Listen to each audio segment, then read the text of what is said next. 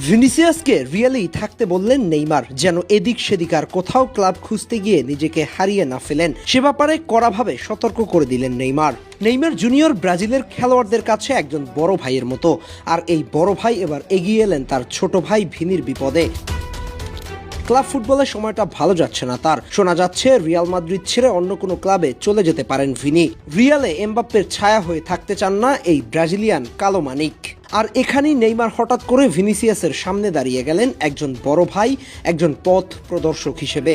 নেইমারকে সাবধান করে দিয়ে বললেন, সাবধান ছোট ভাই, যেই ভুল আমি করেছি সেই ভুল তুমি করতে যেও না, করলে পরে পস্তায়া কুল পাবে না।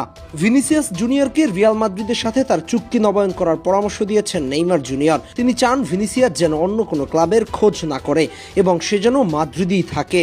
ভিনিও নেইমারের এই কথা মোটেও ফেলে দিতে পারবেন না, কারণ নেইমারও যে করেছিলেন একই ভুল। নিজে ক্লাব ছেড়েছিলেন মেসির ছায়া থেকে বের হয়ে আলাদা একটা পরিচয় তৈরি করার জন্য, ভ্যালেন্ডিয়রের স্বপ্ন পূরণের জন্য, যে স্বপ্নটা ভিনির হয়তো পূরণ হয়ে যেত যদি না রদ্রি সেই সিজনে তার থেকে ভ্যালন ছিনিয়ে না নিতেন। আর এরপর এমবাপ্পে আসায় মাদ্রিদে গুরুত্ব হারিয়েছে ভিনির অবস্থা দেখলে বোঝা যায় মাদ্রিদে তিনি সুখী নন। আর এই সুযোগে ইউরোপের অনেক বড় বড় ক্লাব তাকে দলে ফিরিয়ে নিতে ঝাঁপিয়ে পড়ছে। আর এই জায়গাতেই ভিনিকে সাবধান করে দিতে আরেকবার এগিয়ে এলেন বড় ভাই নেইমার। নেইমার ভিনিকে জোর দিয়ে বলেছেন, তুমি যদি ভ্যালেন্ডিয়র জিততে চাও তাহলে তোমাকে মাদ্রিদেই থাকতে হবে। ব্যালন পেলে এখান থেকেই পাবে, কারণ ইতিহাস এবং ঐতিহ্য ভরপুর এই ক্লাবে থাকা অন্য যে কোনো ক্লাব থেকে আসা লোভনীয় প্রস্তাব গ্রহণ করার চেয়ে ভালো।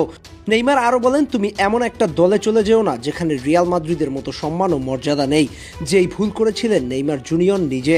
বার্সেলোনার মতো ক্লাব ছেড়ে পাড়ি জমিয়েছিলেন পিএসজিতে, অথচ পিএসজির মাঠের পরিবেশ, লকার রুম কিছুই বার্সার মতো ছিল না। নেইমার বুঝতে পেরেছিল শুধু টাকা থাকলে আর বড় মাঠ থাকলেই বড় হওয়া যায় না, বড় হতে হলে মানসিকতাও লাগে, যেটা পিএসজিতে ছিল না।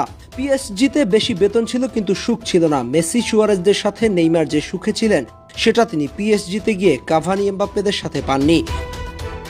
এখনও ভিনিও মাদ্রিদে তার বেতন নিয়ে হিসাব নিকাশ করছেন। রিয়াল তার মন মতো বেতন দিতে চাচ্ছে না, তাই তিনিও সাইনিং ঝুলিয়ে রেখেছেন। নেইমার তাই ভিনিকে সতর্ক করে দিয়ে বললেন, বেতনের জন্য হাহুতাশ করো না, যদি কম টাকাও পাও তাহলে এখানেই থাকো। মনে রাখো, একটি ভুল সিদ্ধান্ত তোমার পুরো জীবনটাই উলটপালট করে দিবে। নেইমার তার জীবনে করেছিলেন মস্ত বড় ভুল। ক্যারিয়ারের একেবারে পিক টাইমে চলে গিয়েছিলেন পিএসজিতে। যখন তার পায়ে ছিল জাদু, সেই পা দিয়ে তিনি প্যারিসের ফ্যান ফলোয়ার বাড়িয়েছেন ঠিকই, কিন্তু যে লক্ষ্যে গিয়েছিলেন তা পূরণ করতে পারেননি। আফসোস নিয়েই তাই তাকে কাটাতে হয়েছে বাকিটা সময়। রিয়ালও ভিনি আছেন নিজের ক্যারিয়ারের পিক টাইমে। 1 বছর আগেই ছিলেন ভ্যালেন্ডিয়রের টপ প্রায়োরিটি লিস্টে।